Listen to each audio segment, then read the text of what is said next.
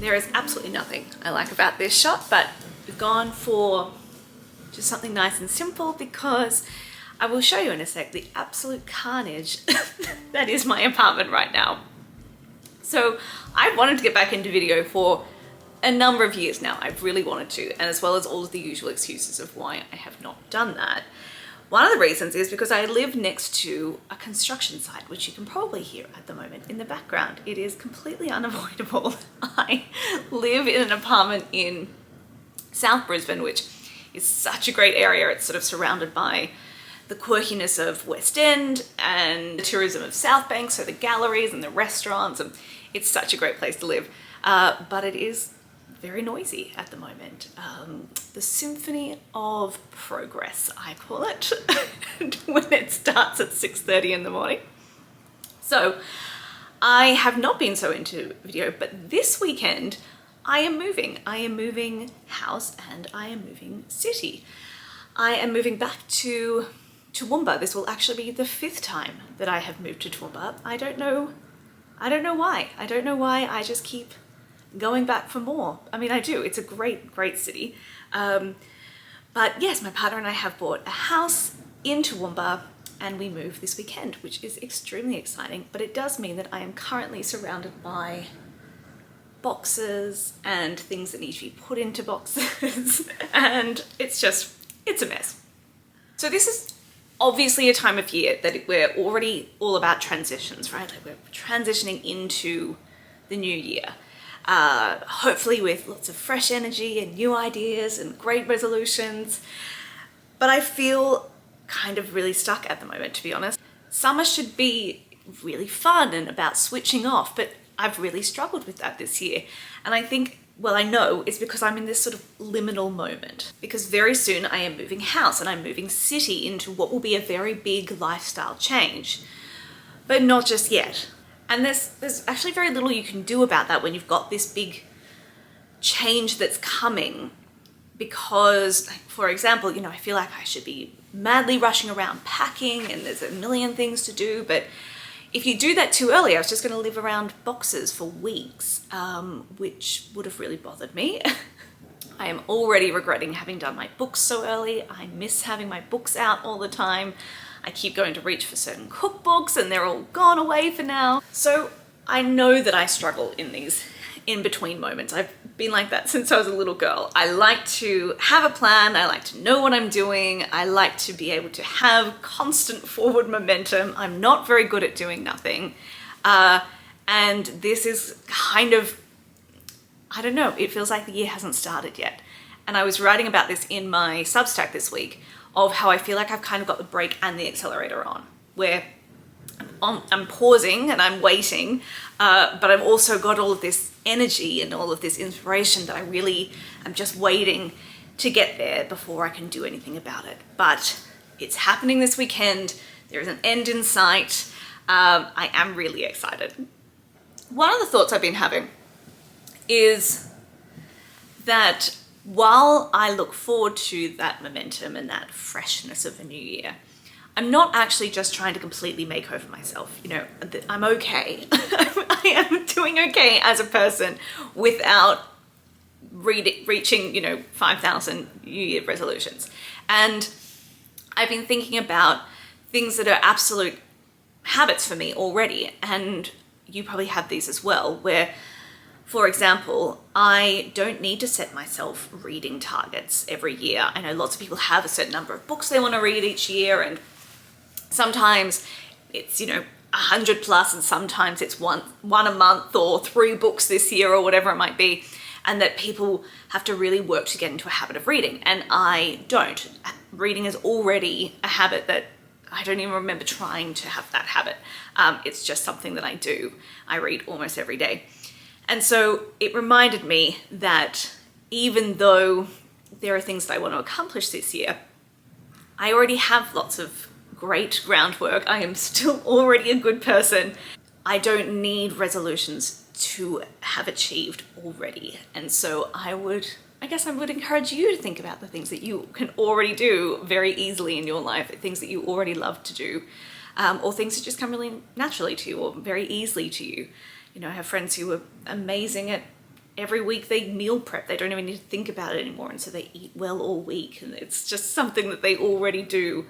Or going for daily walks, or being really good at staying connected to friends. Definitely not one of my skills, but something I will be working on this year. So what am I trying to say? I'm trying to say, be kind to yourself. If you also feel like the year hasn't started yet, I think we'll be okay.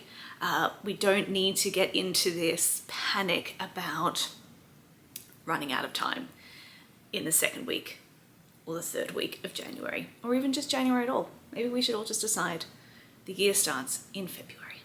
I try and remind myself of that Seneca saying, love of bustle is not industry. I don't know that in the original, but that's the translation. And it's not. Love of bustle is not industry. It's not actually productive. And so if I'm not going to be productive until I move, because more than half my life is in boxes at the moment, and my brain is in a million different directions, then that is okay. I would rather just try and work through this time with grace and come back to that place of productivity when I am ready, when it comes a bit more naturally. So why didn't I show you what I can see? And you'll know why I'm sitting here in this very boring part of my apartment. Okay, let's go. This is so embarrassing, but anyway, you can get the point. So there's a lot of boxes there, a kitchen that's kind of getting there, a lot of boxes in here. This is mostly, well, it's not mostly, there are a lot of books in here. 19 boxes of books I counted, which I'm going to put down to as just single-handedly, you know, supporting the publishing industry. I think that that's a good thing. I think that I'm playing my part.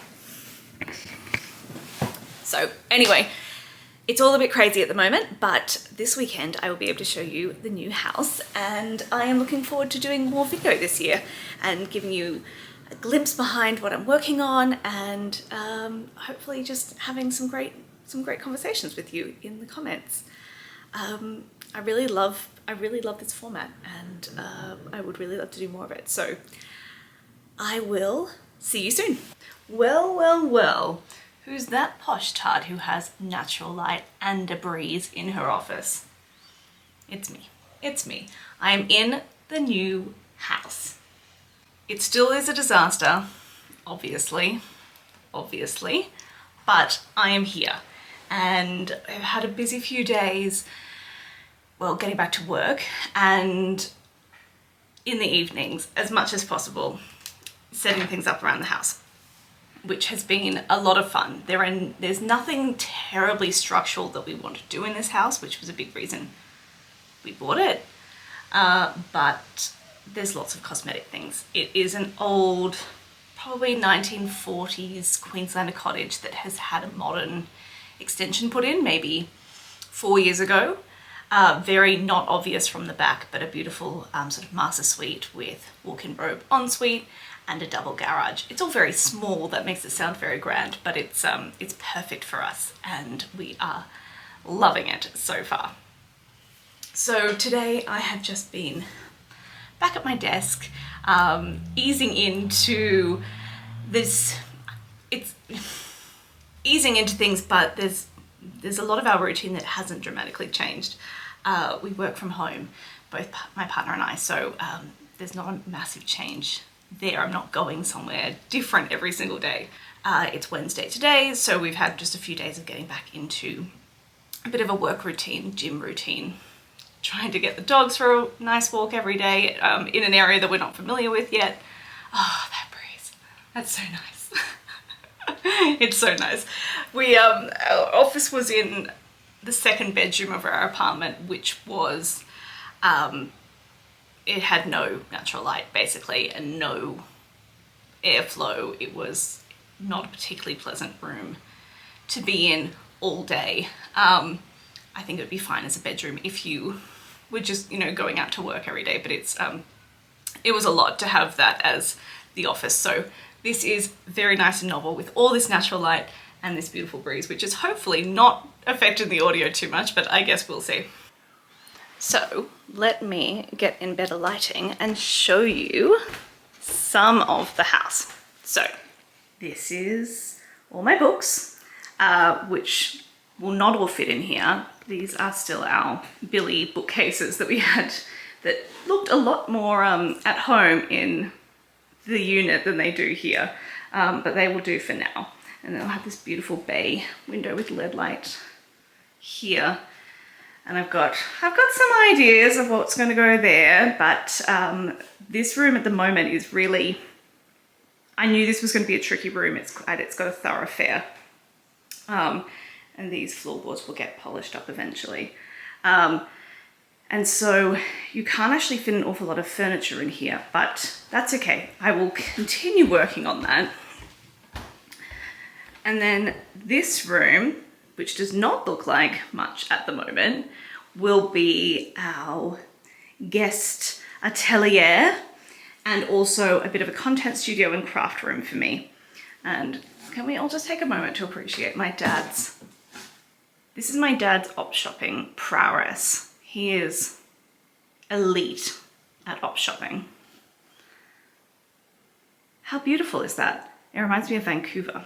And you can't really tell, but it is actually a painting.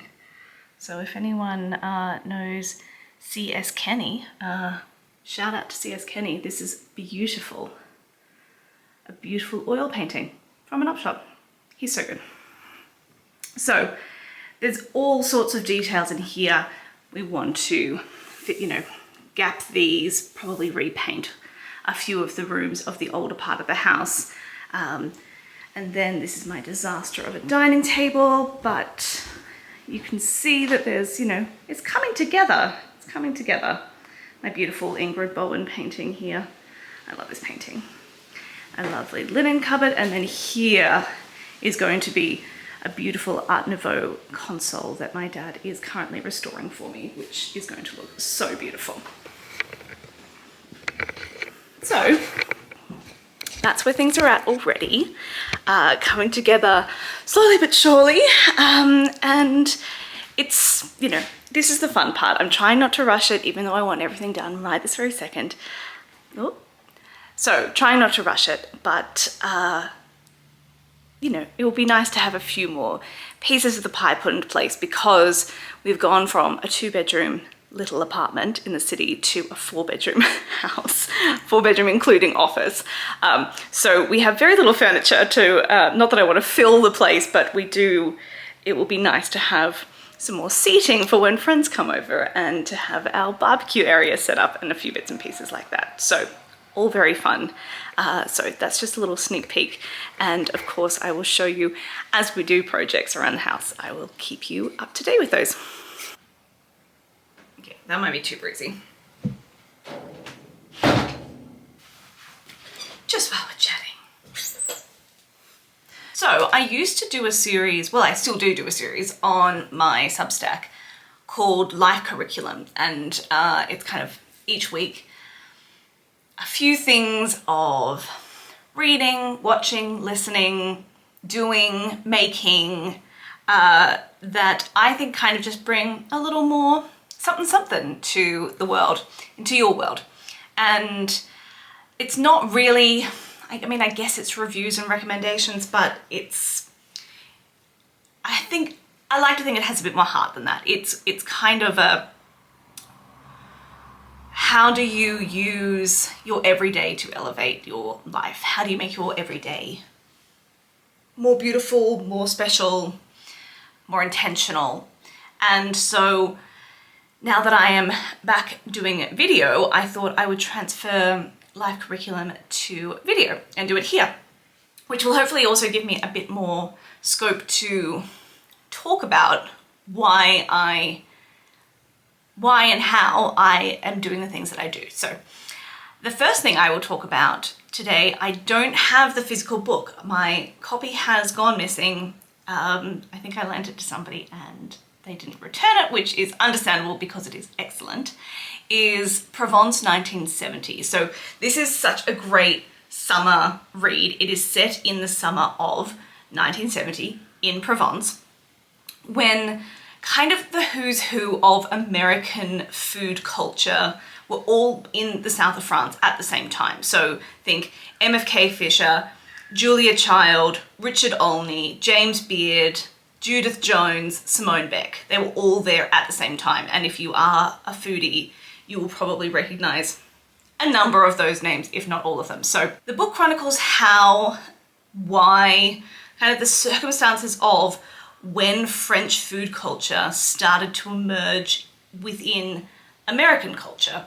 And we sort of take that for granted now. So this book is written by, I think it is, MFK Fisher's great nephew. He found the letters and the diaries that MFK Fisher was writing in 1970 in Provence and used that as kind of the structure and the background of what they were thinking about, what they were talking about. And it is just my kind of nonfiction. It captures this moment in history. So I studied history, so I love history. But most history books, I think, try and their scope is too broad.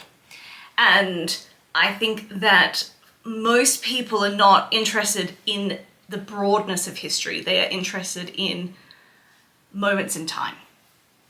And this book is a very literal version of that. It really is over the course of a couple of months, one summer, in one location. And I think it is a fantastic read. If you are interested in culture, if you are interested in food, I think you will love it. Let's pretend that I'm holding the book here. I've read a few books over the last couple of weeks, not a lot, not as many as I would normally read, because it's summer, because I was moving, because excuses. But I'm gonna get them. Let's go through them. Okay, so this is what I'm reading at the moment. The Elegance of the Hedgehog by Muriel Barbary, which was translated from French into English. And I don't know about you, but I have heard such fantastic things about this book. It is not grabbing me. I am 60 pages in and I'm finding it quite difficult. I like the concept. I like the language is stunning. The vocabulary is beautiful. The translation is obviously incredible. But it hasn't grabbed me. I'm not really caring about the characters so far. But little plane going over. Someone going for a joyride. It is a very beautiful day, I understand. So yes, I am enjoying it. I think I can appreciate the literature, but I'm just not, I'm not crazy about the storyline, I guess, so far. But I will keep reading for a little bit because I want to give this a chance because it is so well loved. Another book I read recently was Lydia Millen's Evergreen. I love Lydia Millen. I think she is just seems like such a lovely person.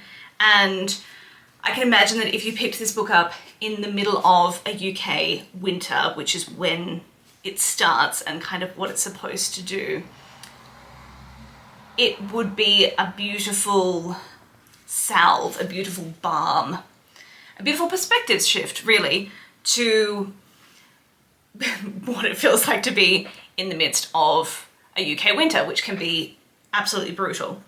I enjoyed it. I found it very easy to read. I think I read it in 1 or 2 sittings. And I mean, look at the cover, honestly. I know we don't judge books by covers, but yes, we do. And then I read Fiona McIntosh's The Pearl Thief. These are all very not me books. Provence 1970 is definitely a me book. These are not so much. I haven't read a lot of fiction until probably the last 12 months. I read an awful lot of nonfiction. During my degree, I read a lot of history. And then for most of my career, I've been reading a lot of business books and finance books and all of that sort of world.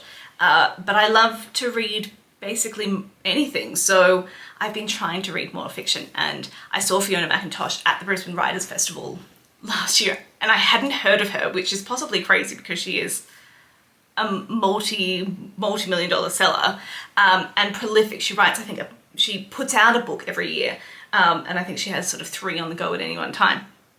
But she was such a fun person to listen to that I had to pick up one of her books. And during her talk, she said that The Pearl Thief was, to her, it was her best book. So why not start there? And it is historical fiction. It is beautiful. It has fabulous characters who wear fabulous things, and all have very sad pasts, and fall in love with all the right people, and all the wrong people, of course. It is fun. It was fun for a summer read. It is set in the Nazi occupation of Prague, so that it's not super light in that sense, but it is a feel-good book, and it's fun. And I will read more Fiona McIntosh after that, as a great sort of holiday read. So that is what I am reading at the moment. But my actual life curriculum recommendation would be Provence 1970. In terms of watching, because I packed up all of my books far too early and left myself with basically nothing to read after I finished The Pearl Thief, I binge watched a lot of shows that I sort of had never got around to watching last year. Because I don't watch an awful lot of TV. I like watching a movie because I think you watch it and it's done.